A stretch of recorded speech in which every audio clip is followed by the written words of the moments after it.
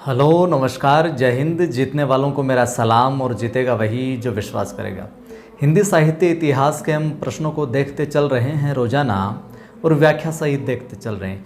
यकीन जानिए सीरीज़ के साथ आप आखिर तक जुड़े रहे तो आपको परीक्षा के अंदर बहुत जो मदद मिलने वाली है। हूबहू भी प्रश्न यहाँ से आपको देखने को मिलेंगे या फिर जो हम व्याख्या कर रहे हैं वहाँ से आपको प्रश्न देखने को मिलेंगे।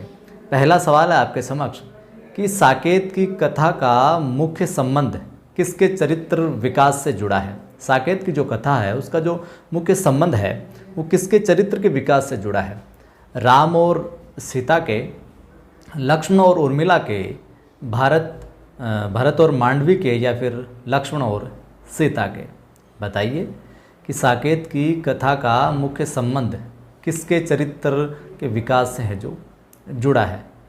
तो यहाँ पर अपना उत्तर हो जाएगा बी में क्या है, लक्ष्मण और उर्मिला का जो संबंध है उसके चरित्र के विकास से जुड़ा है साकेत की कथा का मुख्य संबंध, लक्ष्मण और उर्मिला। देखिए साकेत जो है वो गुप्त जी की सर्वश्रेष्ठ रचना है, कृति है, और इसे महाकाव्यों की श्रेणी में है जो रखा गया है। वहीं इसकी कथा साकेत को केंद्र बनाकर है जो लिखी गई है। इसकी कथा वस्तु राम और सीता की न होकर उर्मिला और लक्ष्मण की है। जहाँ रामचरितमानस में आपको राम और सीता का चरित्र चित्रण देखने को मिलता है, साथ साथ कई और पात्रों का भी, वहीं पर जो साकेत है इसके अंदर विशेष तौर से अपने को किनका मिलता है, उर्मिला और लक्ष्मण का। उर्मिला और लक्ष्मण का यहाँ पर चरित्र के विकास का वर्णन देखने को है जो मिलता है विशेष तौर से। ठीक है, जिस प्रकार रामचरितमानस प्रसिद्ध है, वहीं हिंदी साहित्य का दूसरा स्तंभ इसको है जो हम कहें तो अतिशयोक्ति है जो नहीं होने वाली है। अगला प्रश्न है अपना, मैथिली शरण गुप्त द्वारा रचित जयद्रथ वध क्या है। मैथिली शरण गुप्त साहब ने जो जयद्रथ वध रचा है वो क्या है। एक प्रकार का महाकाव्य है, प्रबंध काव्य है, खंड काव्य है, या फिर इनमें से कोई नहीं। यह प्रश्न भी परीक्षा में कई बार है जो पूछा गया है। मैथिली शरण गुप्त द्वारा रचित जयद्रथ वध क्या है। उत्तर क्या हो जाएगा, उत्तर हो जाएगा अपना सी, और सी के अंदर क्या है, खंड काव्य। क्या है, खंड काव्य है। जयद्रथ वध क्या है, खंड काव्य है। देखिए व्याख्या में अगर हम बात करें तो खंड काव्य है एक तो पहली बात। दूसरा कि किसी महाकाव्य के आंशिक रूप का जो अनुसरण करने वाली जो विधा है वो क्या कहलाती है, खंड काव्य कहलाती है। कोई भी महाकाव्य उसका आंशिक रूप का अगर अनुसरण किया जाता है किसी विधा के अंदर तो वो पूरे काव्य का एक खंड हो जाता है, पार्ट हो जाता है, वो खंड काव्य है जो कहलाता है।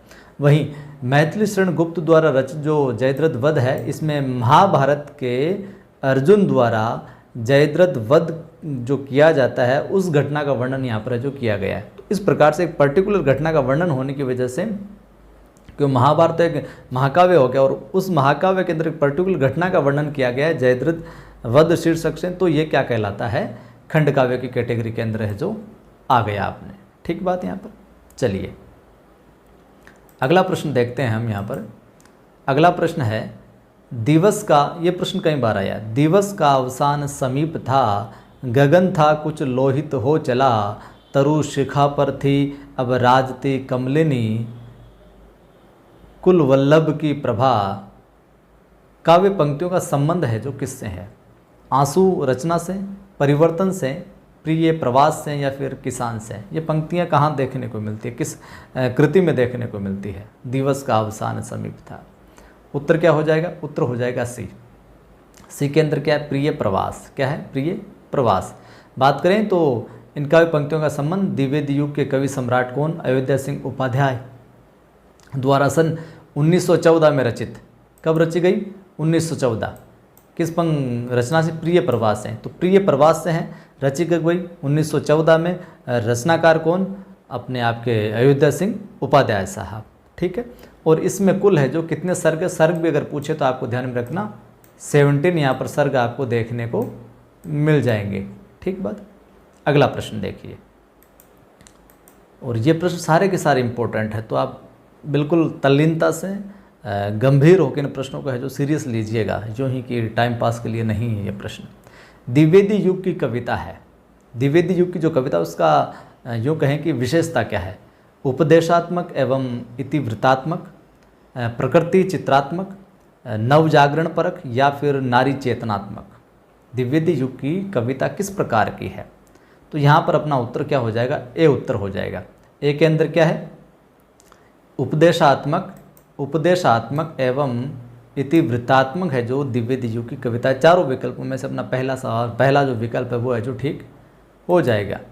आगे देखिए, व्याख्या में बात करूँ मैं इसकी, तो द्विवेदी युग में कविताओं में उपदेशात्मकता और इतिवृत्तात्मकता पाई जाती है। और द्विवेदी युग को, ये प्रश्न भी कई बार आया कि द्विवेदी युग को जागरण सुधार काल भी कहा जाता है। तो या यूँ कहें कि हिंदी साहित्य के अंदर जागरण सुधार काल का अन्य नाम क्या है, तो द्विवेदी युग। और यूँ पूछे कि द्विवेदी युग का अन्य किस नाम से जाना जाता है, तो जागरण सुधार काल। इस प्रकार से प्रश्न आया पहले। और द्विवेदी युग का जो नामकरण है वो महावीर प्रसाद द्विवेदी हैं, उनके नाम पर किया गया। परीक्षा में सवाल आ जाए द्विवेदी युग का नामकरण किन के नाम पर किया गया, तो हजारी प्रसाद द्विवेदी, महावीर प्रसाद द्विवेदी, ये दोनों विकल्प मिलेंगे। महावीर प्रसाद के साथ में हजारी प्रसाद द्विवेदी का नाम भी आता है। तो आपको ध्यान में रखना, इनका जो नामकरण वो महावीर प्रसाद द्विवेदी के नाम पर है जो किया गया है इसका नामकरण। अगला सवाल है, मैथिली शरण गुप्त ने इतिहास के उपेक्षित नारी पात्र को निम्न पुस्तक में प्रतिष्ठित किया है। अब उपेक्षित पात्र जिसकी कम चर्चा की गई साहित्य में, इतिहास के अंदर, तो वो किसके अंदर प्रतिष्ठित किया गया, भारत भारती, रंग में भंग, द्वापर या साकेत। पहले वाले प्रश्न देखें तो अपना सही उत्तर क्या हो जाएगा, डी साकेत हो जाएगा। और साकेत में क्या है, साकेत में क्या किया है गुप्त जी ने, इतिहास का जो उपेक्षित पात्र था नारी पात्र कौन, उर्मिला, लक्ष्मण की पत्नी। उर्मिला कौन, लक्ष्मण की पत्नी। इसको साकेत नामक पुस्तक में है जो क्या किया भैया, प्रतिष्ठित किया है। एक विशेष तौर से इसको स्थान देकर है जो जगत प्रसिद्ध कर दिया। जग के अंदर इसका भी रोल है जो डिफाइन किया गया, इनकी बड़ी महत्ता रही है। गुप्त जी की कृतियाँ कई बार परीक्षा में पूछी जाती है, जैसे कि भारत भारती हो गई, रंग में भंग हो गई, द्वापर, यशोधरा, पंचवटी आपके विकट भट्ट, झंकार, विष्णुप्रिया, सिद्धराज, वैतालिक तथा पंचवटी, ये सारी की सारी मैथिली शरण गुप्त की जो रचनाएं देखने को हमें परीक्षा के अंदर मिलती है। आगे बात करें तो अब वीडियो को लाइक कर दें आप, ये इंपॉर्टेंट सवाल थे, और शेयर कर दें। अगर नहीं किया है तो सभी ग्रुप में स्टेटस भी लगाया करें ताकि अन्य साथी जुड़े। कॉर्नर में जो सब्सक्राइब बटन लिखा हुआ आ रहा है उस पर क्लिक करें, घंटे पर क्लिक करें, ऑल पर क्लिक कर लें ताकि हर वीडियो की सूचना मिलती रहे। अपने टेलीग्राम चैनल है, डिस्क्रिप्शन लिंक भी मिल जाएंगे, सर्च भी कर सकते हो, नवसृजन क्लासेज नाम से एक, और दूसरा कवि आदि गणेश हिंदी नाम से। दोनों टेलीग्राम चैनल को आप ज्वाइन कर लीजिए, वहाँ पर PDF वगैरह, सूचना वगैरह, पोस्ट वगैरह मैं करता रहता हूँ।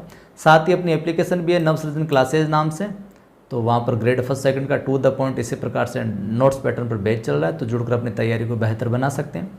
साथ ही बाजार के अंदर अपनी सेकंड ग्रेड हिंदी के 1 लाइनर पुस्तक भी उपलब्ध है, नज़दीकी बुक स्टोर पर मिल जाएगी।